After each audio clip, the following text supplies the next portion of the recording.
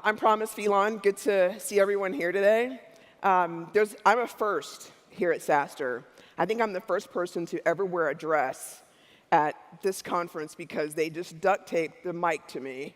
So that means if there's a wardrobe malfunction, I'm going to dive off the stage in that direction, so be prepared. It's great to be here. I'm really excited to be here today. So my goal is to talk about what it's like to be a Valley CEO and to run a company outside the Valley. So I'll give you my perspective and then some insights. So who am I? I've run a couple high-tech growth companies, mostly in the Valley, and serial entrepreneur, mostly focusing on SaaS and tech companies in the HR, SaaS marketing spaces. Love tough challenges, of which running a company outside the Valley is one. And I'm really excited to talk about what we do at TapInfluence as well.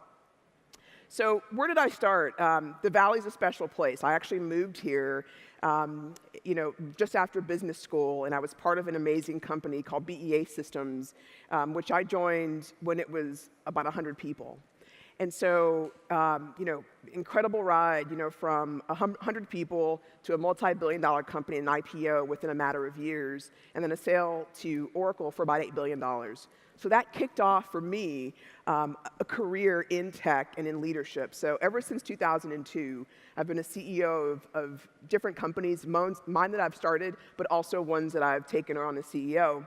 I've been a tech CEO since 2005, I've had 3 exits and 1 lesson, which I'll talk about as well as we go through this. So I heard a data point in 2015, and that data point was that it was by Allen & Co.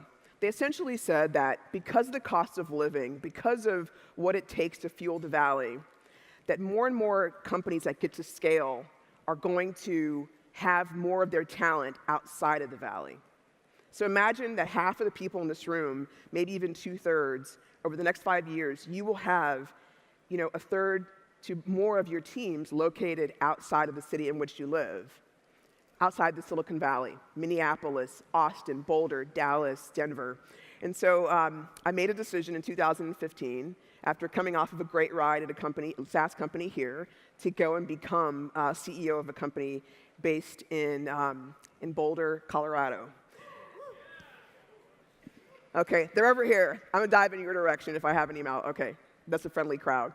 So I go from the Valley to Boulder, and I was telling a friend of mine who was thinking about moving to Boulder, I said, literally, I was the only brown person in Boulder. I was talking to Brad Feld, and I said, Brad, I think there are 3 people in Boulder who are brown. He says, no, there's just 2, but they're on shifts. And I was like, oh, okay, that makes sense. So I leave the Valley to go figure out how, to run a company outside. And I thought it was actually going to be easier. In the Valley, we have this intense, drive to build companies and run fast and $1 billion and all these things. And so, as my head of marketing likes to say, I was like, hey, Jesus, take the wheel. I'm going to chill here. That did not happen. And so I want to talk about my assumptions going into running a company outside the Valley, but also what that forced me to do as a CEO, but also as a leader. So in 2015, in April, I moved to Boulder to run this incredible company called TapInfluence. At the time, it was a founder-led company, small, slower growth, venture-backed, but really needed to evolve from being a services company to being a software-as-a-service company, which, as you know, is a massive undertaking, not only in building new technology and rebuilding old technology, but also bringing in a competency and a capability that didn't exist. And we had to do it in 3 quarters because there was a looming fundraise. So I went for this brilliant concept. TapInfluence is building the world's largest marketplace for brands to connect with influencers. And so if you don't know what an influencer is an empowered social consumer who can speak on behalf of brands. So we've got great customers, and we went from $1 million services company to a company that boasts today over 8 figures in SaaS revenue and marketplace revenue. So we've hit a massive clip since then, but the idea was amazing. All my investors are non-Valley investors, and at the time, all of my employees were based in the Denver, Boulder area. But I went for this brilliant billion-dollar concept, and I got a lot of lessons out of it. So you guys have probably seen on Instagram and YouTube and Facebook that influencers are changing the world. They are. So I have the opportunity at Tap to work in this incredible new space that's lit up, that's got influencers creating content for all different brands. At the same time, figuring out how to take this idea, scale it under a very different business model. So we did that. So we go from a smaller organization, expand, move out of Boulder to Denver, and then the lessons begin. So what I thought was going to happen was, you come in, you talk about the billion-dollar vision, you talk about the value of equity, everyone understands that, you bring in some blitz scaling, you bring in Scrum, and everyone kind of gets it. That wasn't what happened. The motivations of teams outside of the Valley, they're different, right? I mean, I don't know how many people are in the Midwest. Maybe I can see some hands. Anyone got company in the Midwest? Okay, right? Right? It's different. People are motivated by family and by connection and by intimacy. Anyone New York in the house? Right? They think the Valley's weak. They're over there. Go get them. But people are motivated by different things. And so my blind focus on results and growth, and this is all about your personal development, and we're going to be a billion-dollar business, that didn't work in Boulder. It didn't work. And so 2 years, or a year and a half at least, figuring out how to go from not only a services business that was founder-led, but go to one that has out of Boulder, Denver investors who are expecting a high degree of return, change the business model, raise $14 million in the up round, like all of that, while also dealing with the fact that there was a culture clash between being a Valley CEO and now being a Boulder, Denver CEO. So I won't say that I've nailed it. If you came to see that, there was drinks outside.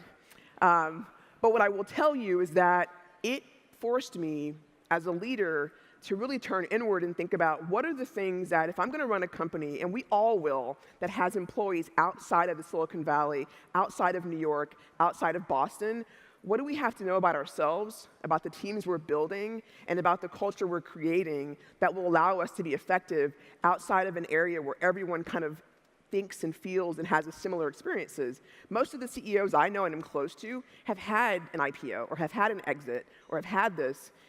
But imagine going to a place where that isn't common and isn't as regular. So what I want to outline for you guys is what I did. So that's me. I look exhausted because that was right after I fundraised. So I probably was asleep during that 101. But I'm smiling, and I think my hair's combed in that picture. But one of the things I said is, one of my lessons is who I hire as my leadership organization is critical to me, regardless of where I am. And so the most important aspect of the people who lead with me is that they have one critical aspect, extreme ownership. Because regardless of where you are, people are motivated by owning and having an impact. So maybe it wasn't the Silicon Valley nature of having a leader, but it was having people who led with me, who had that extreme ownership. I own it, I've got it, I'm making an impact, and that was their default. I think we've all been confused. Second lesson learned is that we've all been confused and conflated with the idea of what is actually culture. Well, if you're running a venture-backed company and you just did a $50 million round, you can afford to have free lunches every day and to have all the accoutrements that come with the wealth of a bubble, right? But if you're working and you're running a company that is pushing to get to cash flow break even or pushing to get to be cash flow positive, free lunch can't equal culture, so perks has to be different. So we built a framework on what culture means to us. And we start at the bottom, which is always having the resources to fund the business and the ideas, having transparency, focusing on decoding what works, building that into the business. So this is our structure for how we build culture at TAP versus that it's all about the free perks, because that really isn't culture. So my head of marketing put the photo of the puppy. I think he was trying to tell me something about myself. It's cute and looks very sweet. So this is the intense part. So I'm running this company. We're growing and evolving. We're changing the business pretty significantly and also trying to build a culture that combines the intensity of the Valley with the intimacy of the Flatirons. And so one of the things that was really important for me in this process was also managing myself. My network wasn't there in Boulder. I had to build a new one. And it was also a space where I was living about a mile from where I worked and focusing on not only building a business, being a CEO, but also changing the culture. And so for managing myself, it became about staying curious. I got into trail running. Boulder's amazing. You can ski there too. So skiing, but also staying uncomfortable. So I did personally a lot of work on, okay, what are the things that I personally want to develop, and how do I develop my people? And doing it in a way that I can't do here, or that's not traditional to Silicon Valley. Managing your board. So one of the things that I found interesting about my time in Silicon Valley, raising money and working with venture investors, I would say the average venture investor in the Valley is on probably 8 to 10 boards. It's probably meeting with several hundred companies per year that are prospective investments. Outside the Valley, it's very different. There's a lot less ego, not that that's what the Valley is known for, but people are much more relationship-based, and your average investor has about 6 to 7 boards that he's on. So it's a different relationship where it's no ego, much more about relationship building, and there's a much bigger partnership between you and that investor. They've got more time. And so what I appreciate with a Valley investor or outside the Valley is the importance of having no egos in the boardroom, but also people who have the time and the focus and the ability to understand your business and to be helpful and additive, especially when you're going through tough spots, which I'm sure no one here has ever missed their number or ever had to go through a tough period. But that made a huge difference in our businesses, having that board that brought those lessons and brought the time and lack of ego. So this is one that I'm going to borrow from Tim Ferriss. So one of the things that I find with being a CEO, and I heard backstage, it's a lonely job. I think that's definitely something that we all can relate to for the CEOs in the room. And one of the things that you do when you go through a tough time as a CEO is you attempt to motivate yourself. How do I get my energy high? How do I stay excited? Does that relate to anyone? You guys are looking like I'm crazy. Okay, one person. Thank you, sir, for showing up today. Everyone else. But when you're a CEO, you've got to raise money. You've got internal issues. There's legal stuff going on. I'm not sure why. It must be created by lawyers. But there's always something that's happening in this business that requires you to be at the top of your game. And so the mistake we make sometimes as CEOs, I believe, is to try to self-motivate, pump ourselves up, get excited. I'm going to go and say and make this happen. I don't think that's sustainable. I believe what you have to do as a CEO to stay motivated in tough situations is the exact opposite of that. I think it's not to be motivated. I think it's to do the opposite. So this is a quote from Zig Ziglar. It was character that got us out of bed, commitment that moved us to action, and discipline that enabled us to follow through. And so I believe one of the things that we don't talk about is CEO as a profession and CEO as a set of disciplines that help us get better, but also help us stay focused in light of challenges, issues, whatnot. So have you guys noticed I am not a white 27-year-old male from Harvard? Okay. Thank you. Thank you. Don't make me take this jacket off, because I'll do it. But one of the things that, just to get real here for a moment, I find being a female, being a woman, and being black, deliciously brown, as my husband likes to say, and is that one of the challenges is no one who has gotten funded by this person has ever looked like you. Does that make sense? You're walking into a room to pitch someone, you're leading a company where no one who came before you in any way resembles you.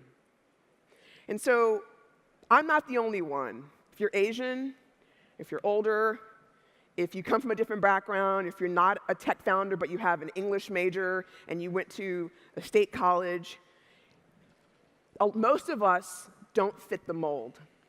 And so what's interesting about that is that becomes a demotivator.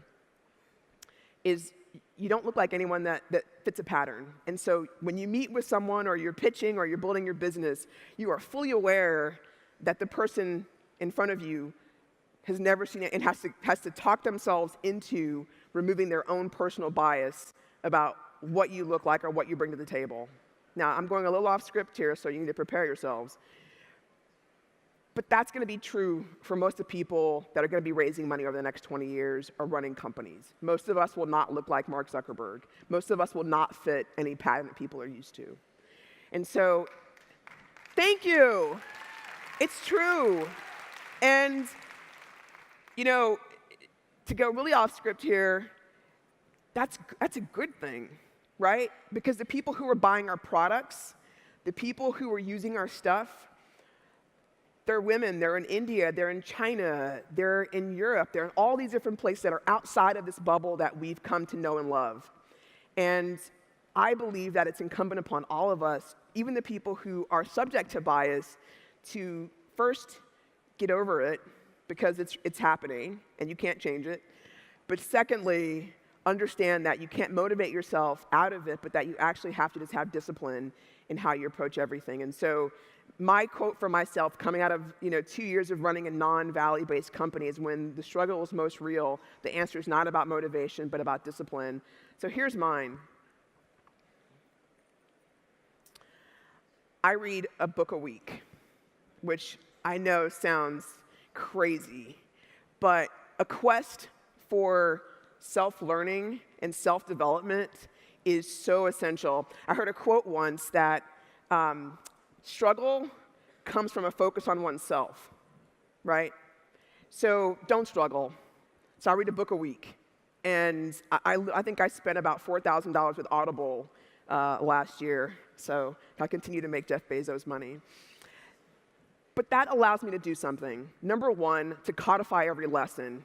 Rather than feeling like, oh, I'll give you guys a really interesting stat. So last year, when I raised money in 2016 in April, in Colorado, our fundraise, it was an up round. We quadrupled the valuation.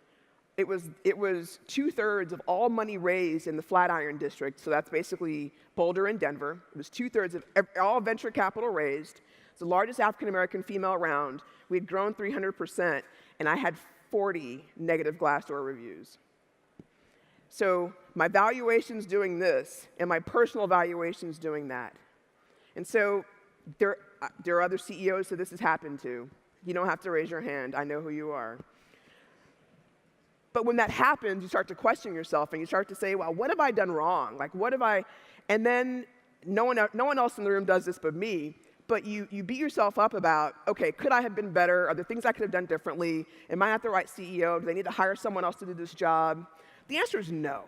The answer is, we are who we are, but part of the problem with being a CEO is you don't have time to self-reflect. And I think that's one of the problems that keeps CEOs stuck and also makes the job suck, is that you don't have time to think about the lesson. So I force myself to think about the lesson, so I codify. So one of the things I do every night, this is part of my discipline, is I do a 1-minute recording on my phone every night and reflect on what happened that day. Who did I talk to? What did I learn? What were some interesting takeaways? So I force myself. And then on every Sunday, I go back and I listen to all 6 or all 5. And so it provides context. End of the year, in December, I listen to them as a podcast series. So that's one. I don't make pros and con lists anymore. Part of my discipline. If it requires a pro and con list, the answer is definitely fucking no. Don't do it. Whatever it is, the answer is absolutely no. I do morning pages. I'm not sure if anyone knows what that is, but basically every morning you get out of bed, before you do anything, before you look at your phone, you just basically spend 2 minutes and you write notes, and that's where the best stuff comes from. Best ideas, best concepts, best thinking happens at that time. I also try to connect to other stories, like who has experienced this, what I'm going through, who's raising money, who's doing X, Y, or Z, and connect to their story and understand that there are lessons in that.